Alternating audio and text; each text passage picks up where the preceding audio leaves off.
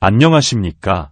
오늘은 광야에서 생긴 일이라는 제목으로 말씀을 나누고자 합니다. 출애굽기 16장 1에서 3절을 보겠습니다.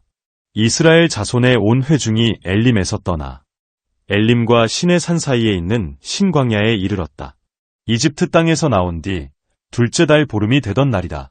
이스라엘 자손의 온 회중이 그 광야에서 모세와 아론을 원망하였다. 이스라엘 자손이 그들에게 항의하였다. 차라리 우리가 이집트 땅 거기 고기 가마 곁에 앉아 배불리 음식을 먹던 그때에 누가 우리를 주님의 손에 넘겨주어서 죽게 했더라면 더 좋을 뻔하였습니다. 그런데 당신들은 지금 우리를 이 광야로 끌고 나와서 이 모든 회중을 다 굶어 죽게 하고 있습니다. 이렇게 기록되어 있습니다. 출애굽 이후 광야에서 먹을 것이 떨어지자 백성들이 모세와 아론을 원망하는 장면입니다. 이어지는 본문을 보면 하나님께서 직접 기적을 베풀어 원망하는 백성들에게 먹을 것을 풍족히 내려주십니다. 저녁에는 메추라기 떼가 날아들어 천막 주위에 떨어졌답니다. 철새들이 이동하다 지쳐 떨어지는 일은 자연에서 자주 일어나는 현상입니다. 하지만 본문이 기자는 하나님의 은총으로 해석합니다. 아침에는 하얀 쌀가루같이 생긴 만나가 엿새 동안 내렸답니다. 하루 동안은 먹을 수 있었지만 다음 날까지 저장할 수는 없었습니다.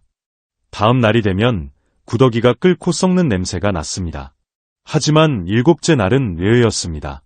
일곱째 날은 만나가 내리지 않았고 전날 저장해둔 만나가 썩지도 않았다고 본문은 말합니다.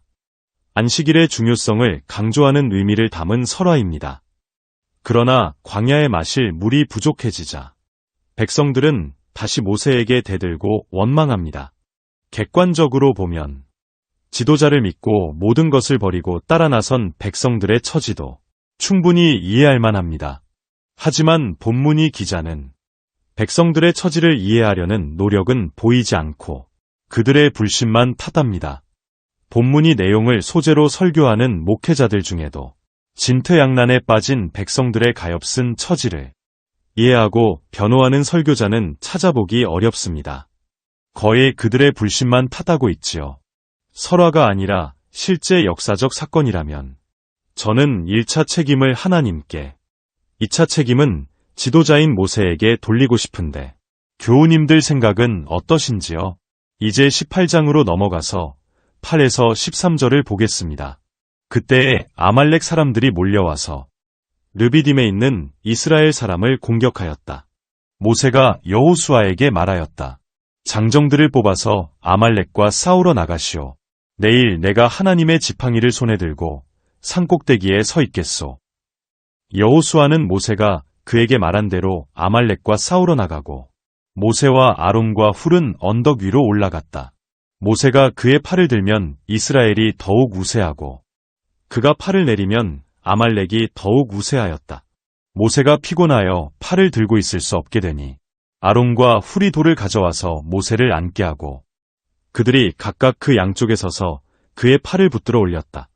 해가 질 때까지 그가 팔을 내리지 않았다. 이렇게 해서 여호수아는 아말렉과 그 백성을 칼로 무찔렀다. 이렇게 기록되어 있습니다. 이 본문을 보면 먼저 공격한 쪽은 아말렉입니다. 아말렉을 침략자로 규탄할 수 있겠습니다. 그러나 정확히 말하면 침략한 쪽은 아말렉이 아니라 이스라엘입니다. 원주민이 살던 땅을 무단 침입했으니까요. 이처럼 현대 신학자들의 연구를 통해 성서의 역사적 진실이 조금씩 밝혀지자 개신교의 본산지인 유럽에서는 많은 기독교인들이 교회를 떠났습니다.